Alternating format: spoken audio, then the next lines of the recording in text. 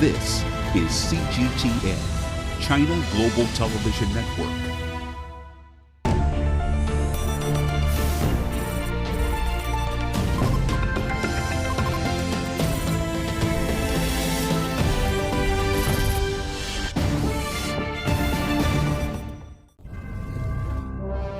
A new journey has begun. The Communist Party of China has laid out the tasks to propel the country faster into a new era of development. The 20th Party Congress came with a big bang and now concluded with great success, also with a big bang. Forging ahead to ensure more prosperity for its people. A larger middle class, a wealthier middle class, creates further momentum for enlarging prosperity of the nation. Endeavoring to achieve in just decades what more advanced economies took centuries to complete.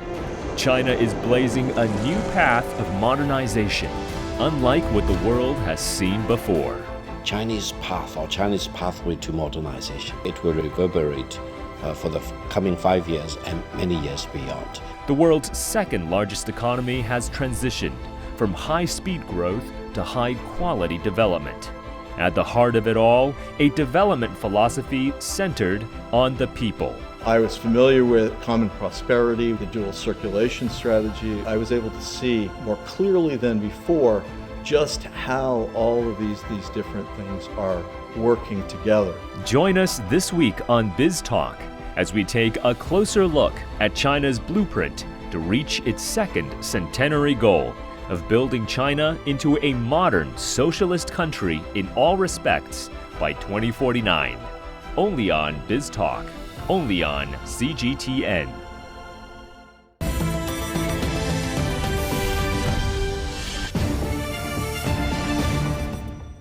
Welcome everyone to BizTalk here on CGTN. I'm Michael Wong.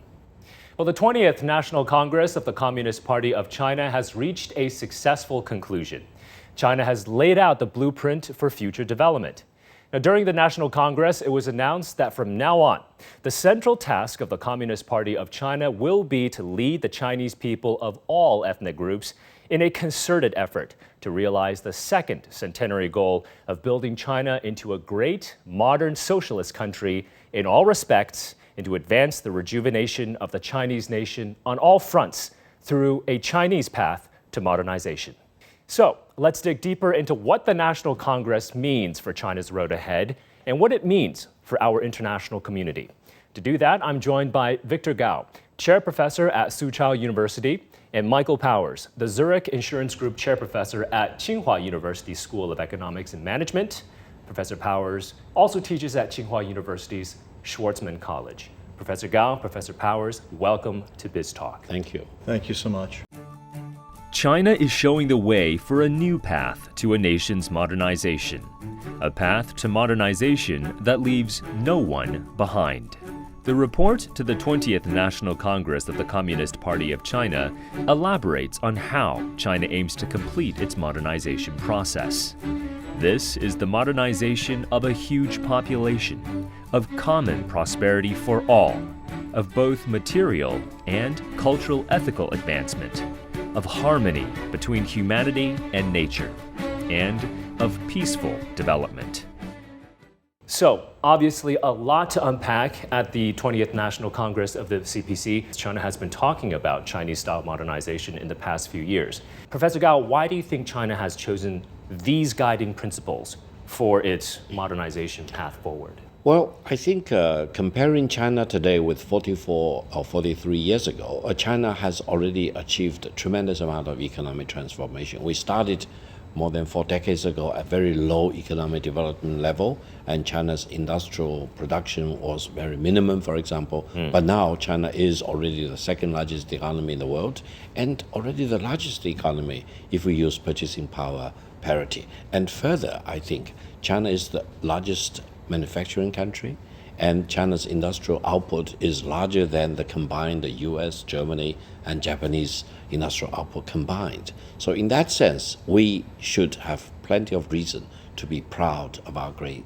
achievements. However, going forward, what should be the focus? I think the 5 elements you mentioned, for example, actually reflected what we really care about. because we not only need to develop still very rapidly, for example, we also need to make sure that our development can be sustainable. Yeah. And our development should lead to greater equity in the society rather than polarization, so that the Chinese society will be more equitable and people will live in greater harmony among themselves. Professor Powers, I want to get your take as well in terms of what your main takeaways are from the report at the National Congress in terms of the economic development front. I think that from my perspective, and I know Victor has mentioned some of the details, but I think that what I take away as most important is the way that a number of different initiatives are being integrated. I think that if one looks at the idea closely, what the government, what the party's talking about with modernization right now, there would actually be a good deal of relief, because unlike perhaps the way a Westerner might look at a theme like modernization, it means something along the lines of improving technology and allowing technology to improve the quality of life for ordinary citizens. But it also means bringing people into the economy who live in rural areas, taking advantage of the benefits of technology to get these people online, to get them access to the urban markets. So all of these things are encompassed in the notion of modernization. China aims to have basically achieved modernization by the year 2035. Doing so will mark the first time in human history that an entire population of over 1 billion will achieve modernization. This is distinctively Chinese-style modernization. So how might it be different, you think, Professor Gao, compared to the modernization paths taken by other countries or regions? First of all, we are working for the modernization of the whole nation, 1.4 billion plus people, and this number is larger than all the OECD countries combined together. Now, the second thing is that unlike many other countries, for example, if we talk about G7, they achieved their modernization using their own way, and I do not want to go into the history of how they achieved that. Chinese path are very different from what they do, because we never engaged in a war of aggression. We never go out to plunder resources of other countries. We never enslave a nation or a tribe for our own benefit to the disadvantage of other people, for example. And we have managed to achieve whatever we have up to today purely through peaceful engagement with the rest of the world. And then by lifting 800 million people out of abject poverty. This is unheard of. This number is larger than all the number of people lifted out of poverty by the whole world other than China after the Industrial Revolution. Professor Powers, I know you want to add something to this, but I want to talk about modernization for a huge population, because this was the first element that was talked about. What do you think China's path towards modernization means for the world? What is the significance here, you think? Modernization, Victor indicated that that term might cause some concern, let's say in the United States or in the West, in that China is moving forward, its economy is growing, its technology is unsurpassed in some areas. This causes some fear, some concern in countries, particularly in the West. I think it's very important for people outside China to understand that this is not just a narrow, one-off, singular theme, but rather it's a description of the interplay of many complex components. About this particular Congress is, I think, from my perspective anyway, I was able to see more clearly than before just how all of these different things are working together. I think it would also become less intimidating to people in other parts of the world as well. Yeah.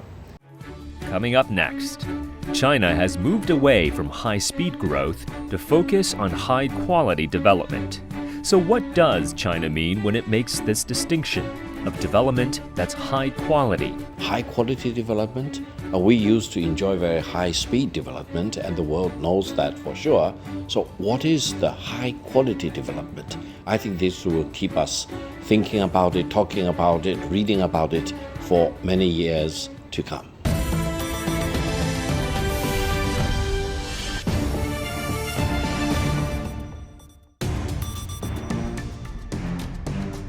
360-degree profiles of industry movers and shakers, tech mavericks, and policymakers. We drill down on their success. We ask how they set strategy and how they navigate in an increasingly competitive market. Real talk, real business. Join the conversation.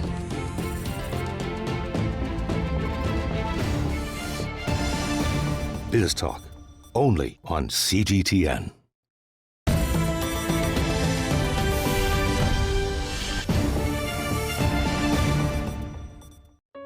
Pursuing high-quality development has become one of the essential requirements for China's modernization.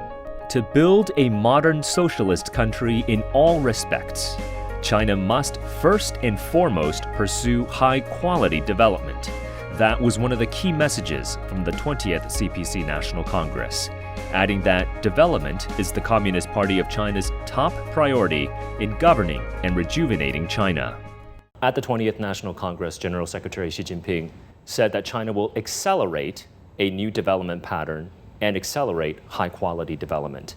And Professor Powers, I'm going to ask you this as well, but Professor Gao, what do you think about these guiding principles? China really marches into the forefront of leading technologies, because China does not want to be suffering another stranglehold imposed by any other country in key sectors, for example. That means we need to constantly pay more attention, spend more resources in education, vocational training, for example, and encouraging scientists, technicians of all kinds really to do their research and come up with innovative ways of doing things. Now, the whole society will also be encouraged very much to be innovation-driven. And I think this will really ensure that the Chinese economic development will be more sustainable, will be long-lasting, for example.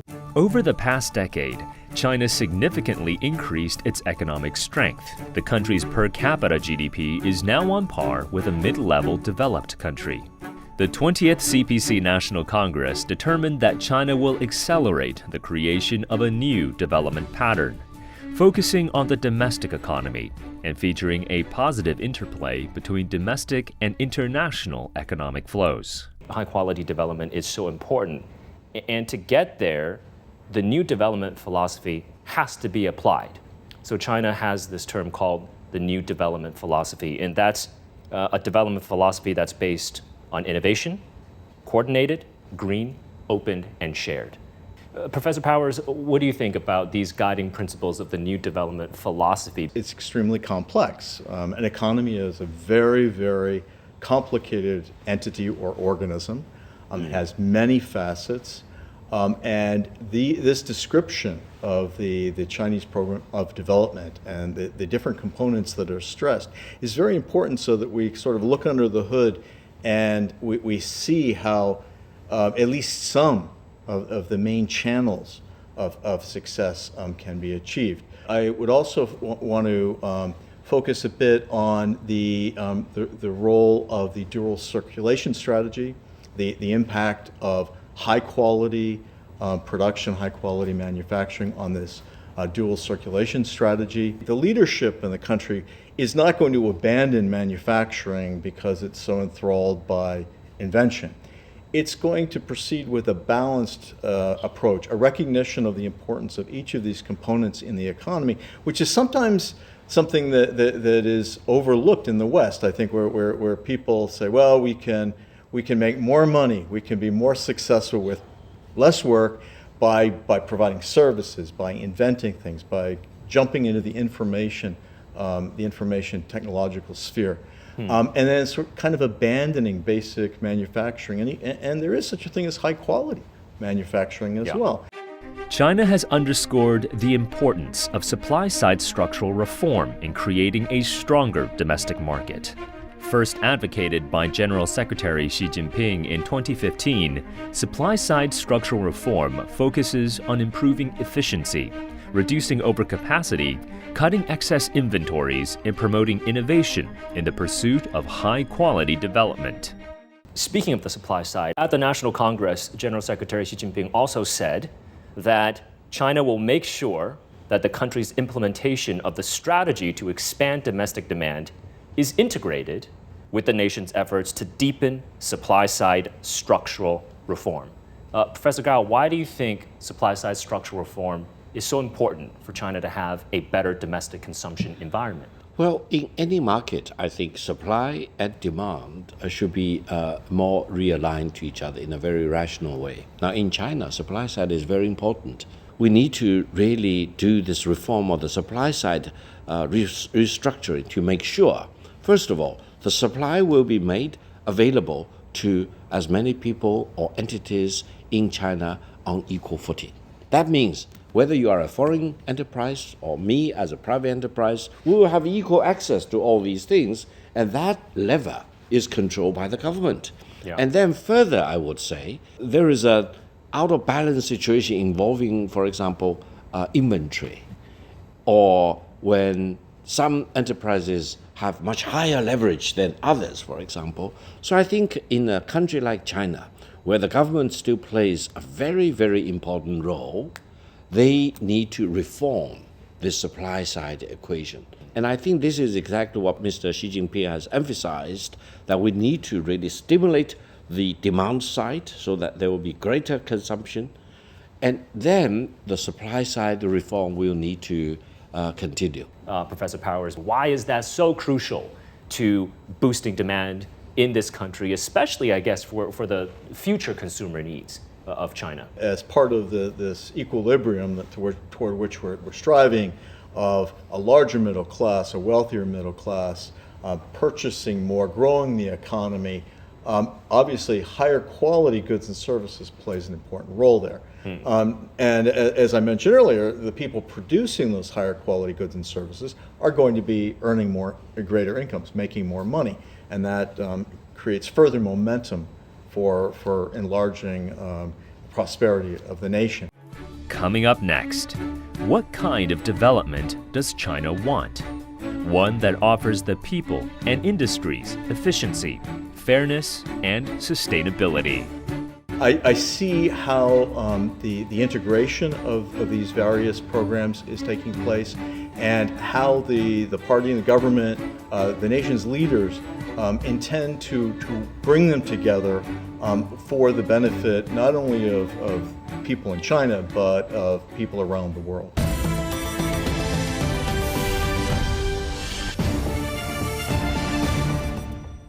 The world economy as we know it is about to change. Global business reports highlight emerging markets, developing countries, and dynamic sectors worldwide. We feature top analysts and newsmakers to provide perspectives on every facet of business. From an on-the-ground perspective, we provide you with balanced and objective assessments. Fast, sharp, and insightful. Global Business. Only on CGTN.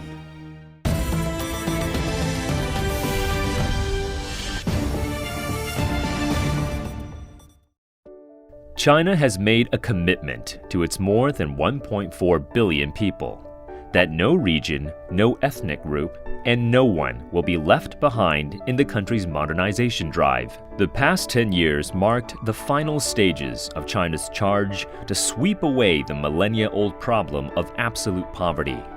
The low-hanging fruits were picked. The last leg of the battle against poverty was the most challenging, testing the resolve of those that govern. But from the central government to those that serve in the remotest of villages, China stood as one, unwavering in its commitment to eradicate absolute poverty. Since 2012, the final 99 million impoverished rural residents heaved off the heavy weight of extreme destitution. The elimination of absolute poverty marked a major step towards attaining a key goal of China's modernization: common prosperity for all. Common prosperity is so important for China to really build itself up as a modern socialist nation. This is a fundamental development concept for China going forward. Professor Powers, I want to ask you first, what is common prosperity not? Because it seems like there's a lot of misconceptions overseas about what exactly is common prosperity. What is it not, first of all? Well, I don't think that it's too difficult to understand why there might be some confusion. If you are, let's say, sitting in the United States and you don't have that much direct contact with China, its government or economy, the media, and you hear common prosperity, this initiative, as a description of a policy program, you might think, well, okay, China, socialist, communist, common prosperity. This must mean that the government is going to take away money from the people that are making money in business and give it to somebody else, because that's what socialism does. That's a simple-minded view of many people in the West. And when you say common prosperity, that's what it may sound like to them. But that's not what it is. What it is bringing more people into the economy. Giving them more opportunity to participate in the economy. So this isn't like many of the progressive reforms that you might see in the West, where people do want to help those who are less fortunate, underprivileged, not benefiting from the success in the economy, but they do it through simple redistribution. That's not what common prosperity is. Professor Gao, do you have anything to add to that? Because this is really about enlarging the economic pie. It's about bringing more people into the middle income. This common prosperity idea is crucial for China's future economic development. And I think common prosperity means that everyone in China no one will be left behind. Yeah. And so long as you work, abide by the law, using your creativity and innovation, you make your own decent money. And the government will be responsible for redistribution at a higher level of analysis, so that no one in China will be disadvantaged. That is the common prosperity goal I think we are moving into. And the purpose is to make sure that China as a society will be more equitable. And there will be no extreme bipolarization of income. The report of the 20th CPC National Congress said that the system of income distribution is the foundational system for promoting common prosperity, that China will ensure more pay for more work and encourage people to achieve prosperity through hard work. China also aims to promote equality of opportunity, increase the incomes of low-income earners, and expand the size of the middle-income group. And I guess it's also really about making sure the wealth gap doesn't really become so wide that it becomes an unbridgeable gulf. It has several meanings as far as I can read. One is that it doesn't mean that China will hinder anyone with talents, with skills, with entrepreneurship, who can make more money through their hard work, through their creativity. Now, the second thing is equally important. That is, if I make income, I need to abide by the laws. I need to pay the tax due on the income. I cannot hide away my income, for example, and dodging tax, avoiding tax, evading tax, for example. That's illegal. Now, the other thing is that if you look at people of different kinds in different parts of the China, some are advantaged, some are disadvantaged. For example, Guangdong, Shanghai, Zhejiang, Jiangsu, my home province, they are better richly endowed in terms of the weather, for example, climate, land resources, etc. If you talk about other places, for example, Gansu, Ningxia, in remote areas, in border regions, for example, the natural resources probably cannot be compared with coastal regions. Then for the government, they need to do this kind of a social redistribution. That is, they need to collect more from more developed regions and distribute to people in the more